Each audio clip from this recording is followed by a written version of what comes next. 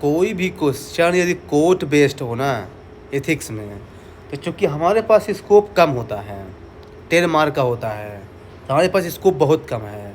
लेकिन क्या है ना कि हमको डाइवर्सिटी को इंश्योर करना है। जैसे मान लीजिए ये क्वेश्चन है, human being should always be treated as ends in themselves never as means, ठीक ना। तो इसका मतलब सिंपल बताइए इंट्रोडक्शन में कि this quote reflects the respect for human dignity which can be taken the reference from Immanuel Kant categorical imperatives. बस simple सा 2 लाइन का इंट्रोडक्शन। फिर लिखिए जस्टिफिकेशन ऑफ द स्टेटमेंट। फिर लिखिए first point, if we treat human as a and it means कि we are acknowledging human dignity, human rationality. For example the recent judgment of supreme court regarding manual scavenging highlighted this. फिर लिखिए, फिर counter कीजिए कि if we treat human as a means it means we are treating human as a profit, manipulations, violations of their rights. For example worker in capitalist society,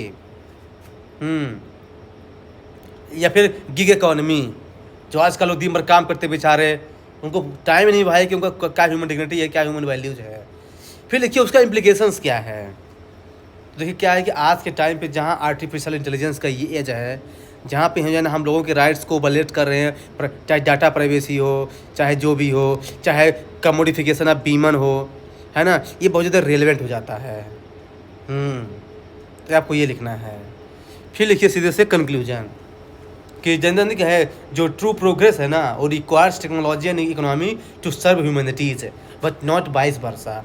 मतलब कि हम human समाज को बढ़ाने के लिए हम टेक्नोलॉजी और इकोनॉमी का यूज़ कर सकते हैं, पर इसका मतलब ये नहीं है कि हम टेक्नोलॉजी को बढ़ाने के लिए ह्यूमन का यूज़ करें, क्योंकि ह्यूमन खुद एक एंड है, हम ह्यूमन का यूज नहीं कर सकते हैं। हाँ, फिर लिख दीजिए कि यार our Indian constitution also highlighted this under article 21 right to life with dignity. बस हो गया। तो ये अप्रोच आपको